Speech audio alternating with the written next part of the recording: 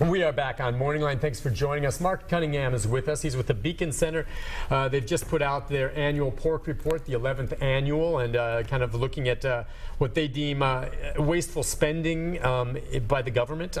We're not just talking about state government, we're talking about local county municipalities as well, right? Correct, yeah. Mayor Barry actually kind of issued a statement that she wasn't super happy with some of the things we had in the report for her. But yeah, because the Metro and National government also spent money pretty poorly this year. So it goes, and yeah, I was going to say, lawmakers, some of them will dispute what you say, and they have different takes on this, but you know, it's for people to read and make a judgment on their own. Let's go to Joe. Joe, good morning. Good morning, Nick. Hey, Joe. There's too numerous things going on that I would even get into about the waste. I can say one comment that if they would take the waste that they're doing, they could give people in Tennessee some decent insurance instead of doing what they're doing. I have a question for the gentleman there. Where does the Beacon Center get their funds to operate? So basically, the Beacon Center is a nonprofit, and ultimately we do keep the privacy of our supporters. I mean, we allow that to remain private, but we get 98% of our funds from individuals in Tennessee. So I mean, I think that that's from just kind of different people of all walks of life, and you donate on our website or there. But yeah, we do get our money from kind of just different people in the state of Tennessee. And you're located? We are located right down the street, actually, not too far. We're right downtown. Yeah, 201 4th Avenue North, which is next. It's the Service Source building right next to Fifth Third. All right. And what's the staff like? How many of you? So are we there? have we just hired our 7th person. So we're seven. So we're a relatively small organization, but we do bring in over $1 million a year. So I mean, we do pretty well, and ultimately a lot of our goal is to just make sure that we remain independent, and that's why, as we talked about, we have the American Legislative Exchange Council. So one of our friends from the national thing, we put them in this pork report for waste, and our basically one of our people on our board was the CEO of Tractor Supply, and we put them on our corporate welfare website. So ultimately our idea is to be independent. Even if it's our friends, we basically call out things that are wrong no matter what. Okay. So that is one of the things we try to do, and that's why we have credibility even with people who don't always agree with us. Gotcha. Let's go next to Mike. Hi, Mike. Hi, Nick. How are you guys doing up there? Good. Good morning to you. What's on your mind? I got a question to ask Mr. Mark. My question is, why is the government money being wasted to not go after all these plants that are polluting the air in Tennessee and putting chemicals in the waters that are killing the fish and killing the streams and causing more people come down with cancer and everything? Can't they do something to put the squeeze on these plants that are polluting the air and messing up the streams for the fish and people to eat? Because I feel like there's more people coming down with cancer pretty much with all these plants, and it just seems like the big plants get away with whatever they want to, and the government doesn't do nothing to them. And I'll hang up, and thanks for your time. Thanks for your call. That's a little outside your realm. I'm wondering if anything you look at deals with pollutions or pollutants or programs like that, one way or the other. Anything no, we don't have anything there. I mean, I think it's a point that is, I mean, when you talk about the environmental things, but I mean, that's something that can be more done through regulations if you feel like they're good regulations. But I mean, I think that his major point is right, that we are wasting this money on a lot of things that most people can agree are waste, where we could be using them for something that more people might agree on, whether it's giving money back to the taxpayer, whether it's putting them towards schools, whether it's putting it towards roads. So I do think the idea is it could be used on something better. I think that he was right about that. Okay, art for the common taxpayer. Tennessee, now, it's interesting. We have some interesting pieces of art here in Nashville, okay? And I know a lot of people... Interesting is a really nice way to put it. Yeah, right outside the Music City Center, you have the picture of, I'm sorry, what's it called? Sticks. Sticks. I call it the pickup sticks. Yeah. And they stick out. And again, people between that, will raise questions about, is that art? And I'm debating whether something's art to me. I'm sorry. Everyone's going to have a different take on it. You may not see it that way. Now, the question is, do you feel it was worth the money spent to put it in there? I don't want to hear whether you think it's art or not, okay? Because we're all going to have it. Same thing with the half-done roller coaster on the... Yeah, that's right. Okay, but I mean, it is what it is. Or Musica, which I understand was a lot of that was, privately funded, I believe. Yes. But What about art in terms of how do you look at that? So I think your point is spot on because art is so subjective. I mean, who knows, your piece of art might be something I don't think looks nice. So the idea is, so we had this thing that's super subjective. Should we be funding it? Should that be the job of the government? Like you talked about, there's some art that's privately funded, which is great. I mean, it's great to privately fund art. Whether or not I think it's a good piece doesn't matter. And the other part of this issue is all the people who have done this art have come from out of state. So you have a bunch of people from California, artists from California, and then you have somebody from Alabama who do the sticks. And then the third aspect is when you look at this art, is it worth the money spent? I mean, is this sticks thing, I think it was $750,000, is it worth that to put a bunch of sticks in the ground?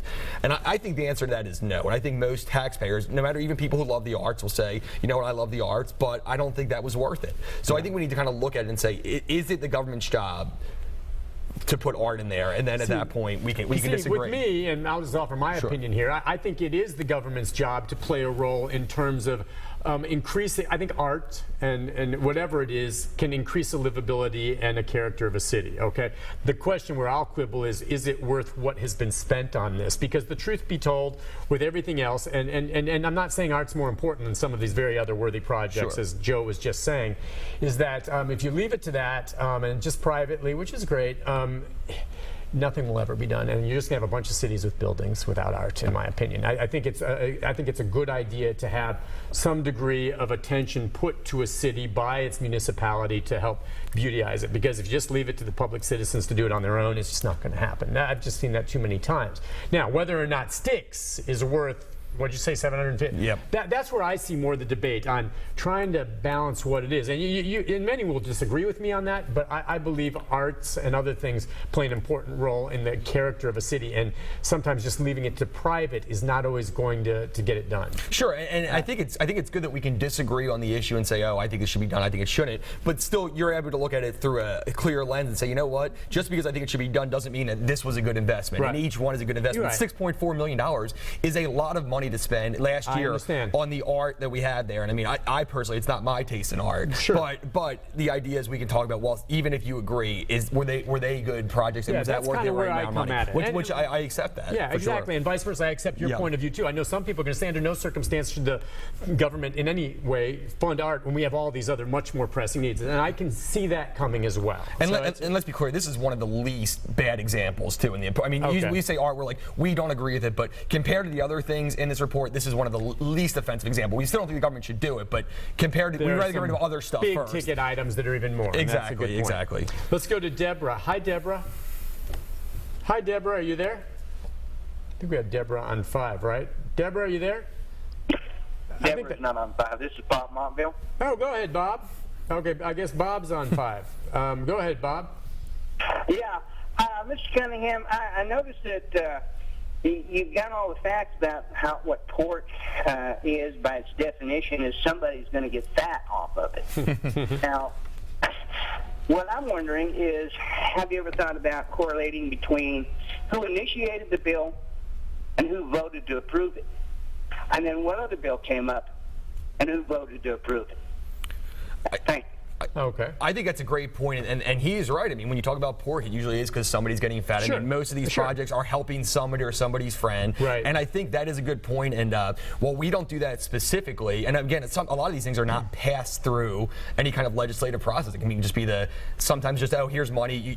You have all this money in the art fund. We're going to give it to whoever we want. Oh, okay. So ultimately, a lot of these things don't go through the legislative process. But I do think that's a great point, and we do not currently do that there. But there is other great organizations. I mean, such as the news channels that do kind of follow the money, and you have the investigative reports. So I think it's a great point, and that is something that we should keep an eye on, because whenever there's money spent, somebody is benefiting. So we have to figure out why they are benefiting, and if it's just fair because they're saying, oh, we're going to provide a service, or because it's, oh, somebody's getting a kickback, or somebody knows somebody else, and that is something we need to keep track of for sure. All right, let's go next to, I think we've got, I'm sorry. Yeah, let's go. I think we just lost Jimmy. Who's on 4? Oh, it's Brian. Go ahead, Brian. I'm sorry. Go ahead, Brian. I missed you. That's me on line 4. What the heck? Yeah, go ahead, big guy. I got you. Listen, $750,000 for sticks in the ground. I'll tell you who it was worth. It was worth it to the artist. Yeah, that's right. That's exactly right. It was a great deal for. I know it was a great deal for him. He made out like a bandit. Yeah. Worth it for him. He bought a really smart condo in the Gulch. It's going to appreciate 9% a year for the next 4 years. and then he'll sell it for $750. That's probably right. That's probably right. Oh, hey, let's give $19 million for the guy to Tripapedia, but he better go buy Crazy Horse and see my girl Carrie Lynn. What's Yeah, well, thank you, Crazy Horse. I don't know. What are some other ones that jump out at you on here? You were saying some of the bigger ones, like that last one with Art, maybe not as big a price tag as some of the others, but what other ones jump out at you? Well, so I mean, a lot of the ones that jump out at us, and this was kind of a lot of what we did for last year, was the money that that the city of Nashville gives to hotels, and not only just gives to hotels, but gives to businesses in general. So one of the ones in this year's poll report is we gave Lifeway. Do you know where Lifeway is? It used to be down there. Yeah. So we gave them about $3.5 million to move their headquarters. So they moved to a different part of Nashville, and we basically did a lot of things around there. We did sidewalks. We did a lot of things to make sure that they could be successful there. And they were already in downtown Nashville, so we're saying, you know what, you can move. You're already paying taxes in Nashville. Let's give you essentially a $3.5 million handout to move to a different part of Nashville. So they're still paying the same taxes. We just wasted $3.5 million to make sure that their area around their new complex was great for them. And that is, and I don't know the backstory. Sometimes there are reasons behind why that's done. Was that because there was a threat, perhaps, that if there wasn't help, they were going to leave the city? And if they did, I mean, sometimes you say goodbye. But I mean, do you know why? I mean, there's got to have been some type of reason behind why they would offer to help with that kind of money. So yeah, I don't know the specifics of that, but usually it does come from a threat, like you said. They say, oh yeah, we need help, or we're going to leave the city. But I mean, the point is they were already in the city. I mean, that is where they were at previously, was prime real estate. And yeah, I mean, they're using some park that wasn't used before. But the idea is, we gave them $3.5 million to do that. I mean, you see what buildings are selling for downtown Nashville. I saw one was $10 million. We don't need to help them out. And it's interesting is that Broadway is still considered a blighted area by the government. So that's why they can get that TIF money, which is tax increment financing, because it's a blighted area, and TIF money has helped to improve it. I mean, if you think Broadway's blighted, then you've never obviously been to a blighted area. Yeah, it's completely changed. The whole dynamic in Nashville has changed. That's right. Now. And then my take too now is if someone wants to come here and they're asking for a lot of things to come, and we're like, no. Well, we're going elsewhere. I'll see you later. That's exactly right. I mean, we're to the point. There wasn't always that way, but wouldn't you agree? We're at the point now. This is the It City, and there's so much to have offer just by being here.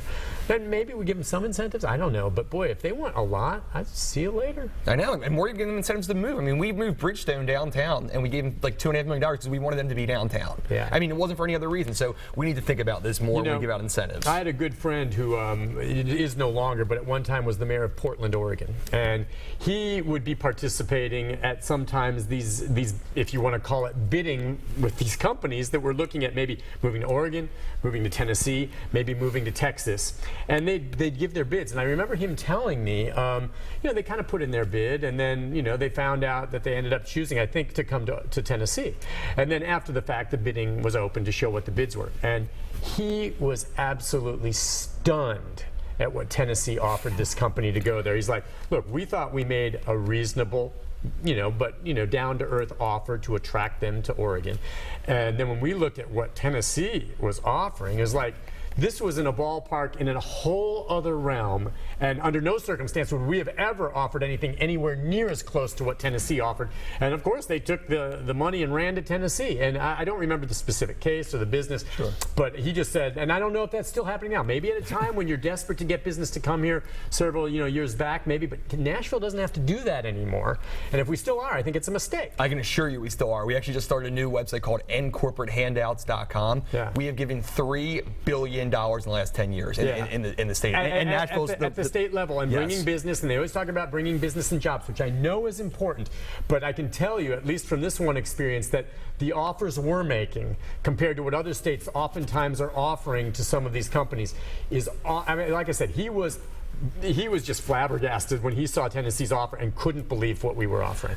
And this is a mayor of a major city that was in competition with us here in Tennessee. And we've heard that a lot, honestly, from competing states. Like, I can't believe how much you're offering that. And we're, again, when you look at how much money we're getting on return on investment, even if you think, okay, it is the government's job to give incentives, if it's paying $120,000 for each job a good return on investment, I think most people would say no. And I'd be interested to hear what the Economic Development Department would consider a good return on investment, because that's what we've been trying to get out of them. Because we want more transparency in the process. And most people are like you, I think, where they say, okay, some incentives are good, but it's too much. Yeah. So we want to hear what a good return on investment is. The truth is, after the fact, I think lawmakers, be it the governor or state lawmakers, like to be able to say, well, look at all these jobs and businesses I brought. But what they neglect to ever say after the fact, and what the public and maybe the media doesn't do a good enough job of questioning is, wait a second, that's great, but what did it cost to get it here? That's right. And are we getting a fair return? We'll take a break on that note. When we come back, more of your calls right after this.